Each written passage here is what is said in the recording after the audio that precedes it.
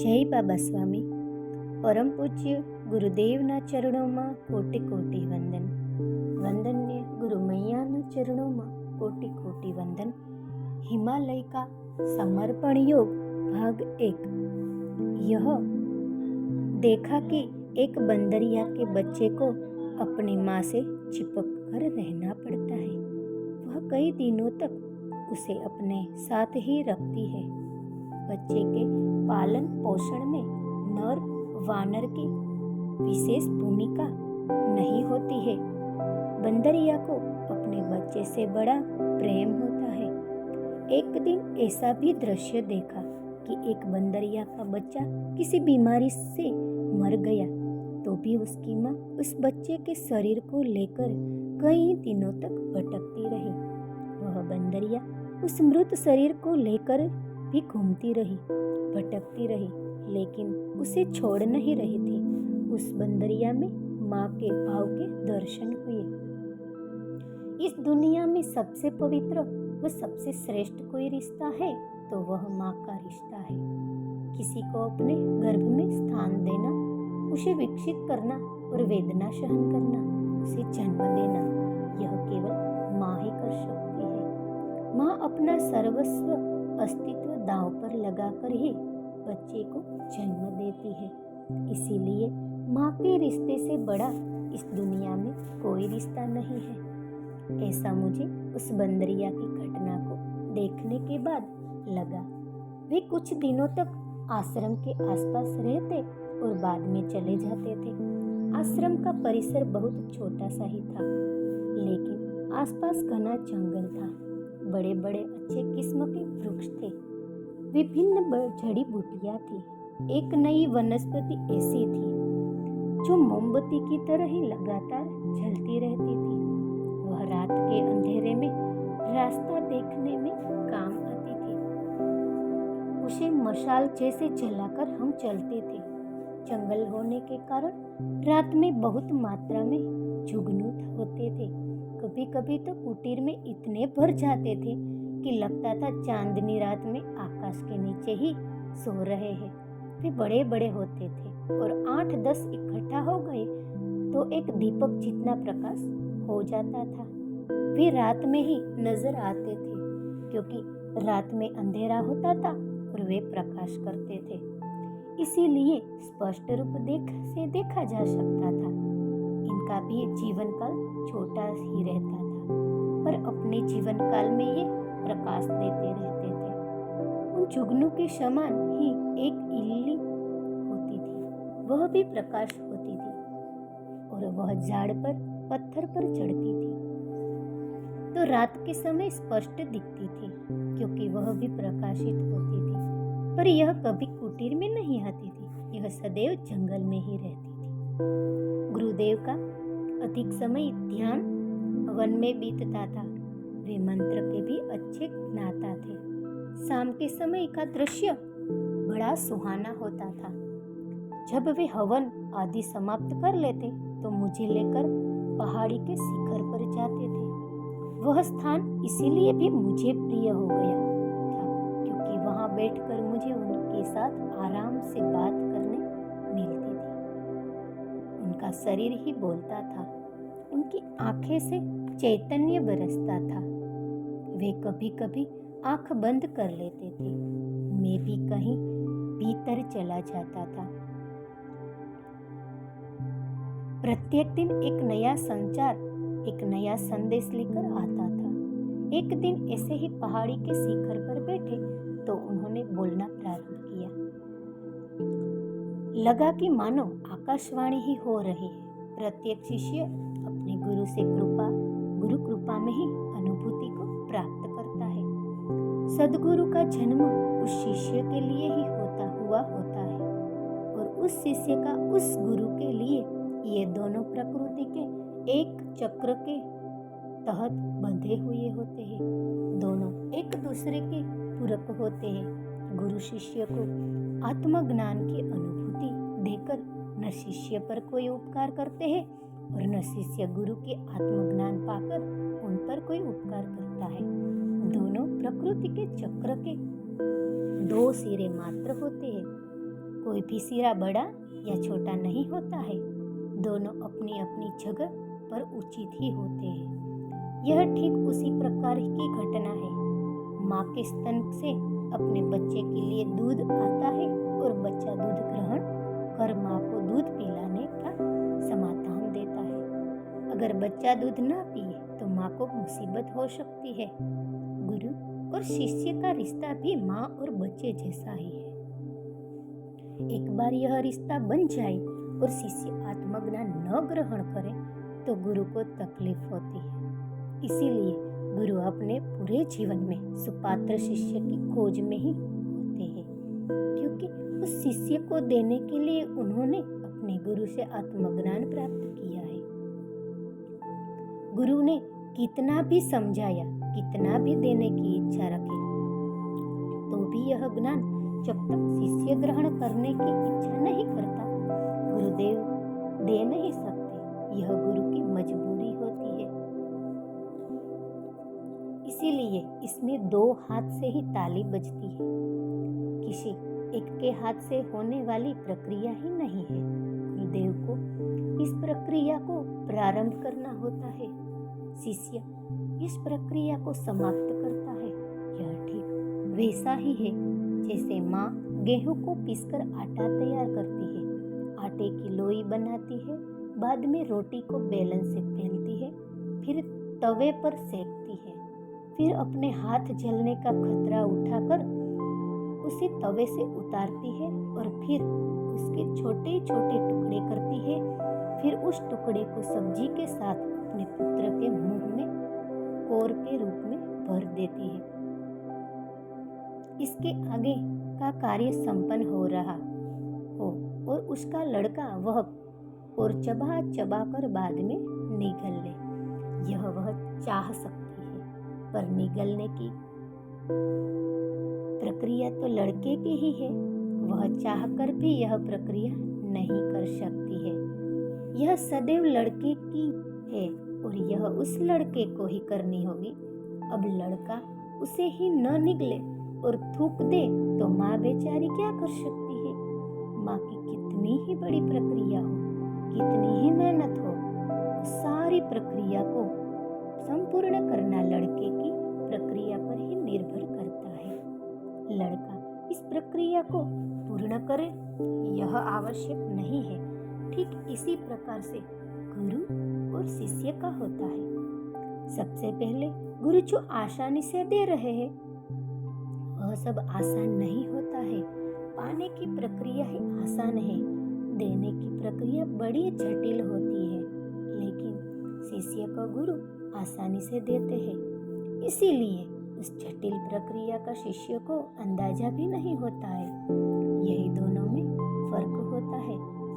प्रत्येक शिष्य ऐसे ही ग्रहण करता है और वह गुरु बन जाने पर ऐसे ही प्रदान करता है। इस संपूर्ण प्रक्रिया में बाधक होते हैं शरीर जिस माता पिता से प्राप्त हुआ, गर्भावस्था में गर्भ में पिंड पर उनके क्या संस्कार हुए, यह बहुत मायने रखता है। इस शरीर पर पड़ा माता पिता के विचारों का प्रभाव, माता पिता के संस्कार दोनों ही इस प्रक्रिया में बाधक या सहायक सिद्ध होते हैं, क्योंकि इन सब के हाथ यह शरीर बना हुआ है। अब आत्मज्ञान पाना चाहते हैं आत्मा, लेकिन शरीर के भोग भोगे बिना आत्मा का मार्ग नहीं खुलता है। इस शरीर के भोगों के कारण ही ग्रहण करने की क्षमता कम होती है। लेकिन दूसरा, आत्मा की स्थिति के कारण क्या बहुमूल्य मिल रहा है, उसका एहसास आत्मा साधक को कराती रहती है। जब शरीर के भोग में अधिक आत्मा का एहसास होता है तो धीरे धीरे शरीर पर व शरीर की गतिविधियों पर आत्मा नियंत्रण करने लग जाती है। जब आत्मा साधक को क्या बहुमूल्य मिल रहा है यह एहसास कराने में सफल हो जाती है तो आत्मज्ञान पाने की घटना घटित हो जाती है। कई बार इस आत्मज्ञान के महत्व का एहसास न होने के पूर्व ही अगर किसी परिस्थितिवश आत्मज्ञान ग्रहण कर लिया जाता है तो अनुभूति का ज्ञान के बाद साधक के जीवन में मुसीबतों का पहाड़ टूटता है। एक के बाद एक मुसीबतें आती है, समस्या एक साथ आती है, समस्या की आंधी बनकर आती है। इसलिए होता है कि जो भोग जीवन भर भोगने थे वे एक साथ भोगने पड़ रहे हैं, क्योंकि योग हो जाने के बाद फिर जीवन में भोगने जैसा कुछ रहता ही नहीं है। इसीलिए में जितने कष्ट भोगने होते हैं वे सब एक साथ एक कदम भोग लिए जाते हैं, क्योंकि बाद में जीवन शांत और बिना समस्या वाला हो जाता है। यह एक दृष्टि से अच्छा होता है। जवानी में जब प्राण शक्ति शरीर में खूब होती है तब कष्ट भोग लो, और जब शरीर बुढ़ा हो जाए, कमजोर हो जाए तो कष्ट विहीन जीवन व्यतीत करो। शरीर धीरे धीरे क्षीण होता है। इस शरीर की प्रक्रिया के साथ यह मेल होना उचित ही प्रतीत होता है। शरीर कमजोर होता है, शरीर बुढ़ा होता है, लेकिन वासना बुढ़ी नहीं होती है। एक जवान मनुष्य और एक जर्जर वृद्ध व्यक्ति की वासना समान होती है। शरीर की बाधा से अधिक वासना की बाधा है। वासना के क्षेत्र में मैं बुढ़ा हो गया हूँ। अब वह परिस्थिति नहीं है, अब वह समय नहीं रहा, यह होश नहीं होता है। शरीर स्वयं कुछ भोगने की स्थिति में भी नहीं होता, पर वासना प्रबल होती है। आत्मज्ञान प्राप्ति में यह वासना प्रबल बाधा के रूप में उभरती है। इसीलिए इस बाधा को पार किए बिना आगे का मार्ग संभव नहीं है। दूसरा, कई लोग इसका दामन कर आगे बढ़ते हैं, लेकिन उन्होंने इसका दमन किया है, पर वह समूल नष्ट नहीं हुए हैं। अनुकूल परिस्थिति निमित्त होने पर वह फिर उभर आएगी, क्योंकि उसकी जड़ तो भीतर थी। केवल पानी नहीं मिला इसीलिए वृद्धिगत नहीं हुई, पानी मिलने पर फिर विकसित हो गई। इसलिए वासना का दामन करना उचित नहीं है, क्योंकि दमन में ही चित्त शक्ति खर्च हो जाती है। और दूसरा, वासना से उभरने का खतरा सदा बना ही रहता है, जो कभी भी उभर सकता है। इसीलिए दमन उचित प्रतीत नहीं होता है। मान लो एक साधु ने अपनी काम वासना का दमन किया और जीवन भर ध्यान साधना करता रहा, और जब वह बुढ़ा हो गया तब बुढ़ापे में अवसर पाने पर उसने एक 16 साल की कन्या के साथ बलात्कार किया। यानी इतने साल जबरदस्ती से दबाकर रखी गई काम वासना बुढ़ापे में विकृत स्वरूप में बाहर आ गई। इस प्रकार की काम वासना ही नहीं, कोई भी वासना जब हम दबाते हैं तब वह बहुत छोटे स्वरूप में होती है, इसीलिए तो हम दबा पाते हैं, लेकिन जब वह बाहर आती है तो बड़ी गति के साथ, प्रवाह के साथ आती है, क्योंकि इतने साल दबाने के कारण उसमें एक गति निर्मित हो जाती है। इसीलिए आध्यात्मिक क्षेत्र में कहीं भी वासना लेकर बढ़ना ही नहीं चाहिए, क्योंकि क्षेत्र का गुण है संपूर्ण विकास, समग्र विकास, यानी वह आपको विकसित करती है। फिर आपके भीतर अगर काम वासना है या कोई भी वासना है तो भी आपके साथ साथ उसी अनुपात में ही विकसित होगी। जिस अनुपात में आप विकसित हो रहे हैं, इसीलिए एक क्षेत्र में संपूर्ण शुद्ध हुए बिना आना ही नहीं चाहिए, क्योंकि एक छोटी सी वासना के साथ अगर अपने क्षेत्र में प्रवेश किया तो वह एक वासना ही आपके पतन का कारण बन जाती है। वासना से मुक्ति का साधन है, एक तो उसे भोग लो ताकि उसमें चित्त कभी न जाए, नहीं और उसे भोगकर उसमें बाहर आ जाओ, या आत्मज्ञान से वासना को जान लो। आपका जान लेना भी वासना से आपको बाहर निकालता है, क्योंकि वासना को जान लेने के बाद आपको यह एहसास हो जाता है कि इसमें शाश्वत सुख है ही नहीं, यह तो शरीर सुख है, क्षण भर का, फिर आप शाश्वत सुख की खोज में आगे बढ़ जाते हैं और वासना ही छूट जाती है।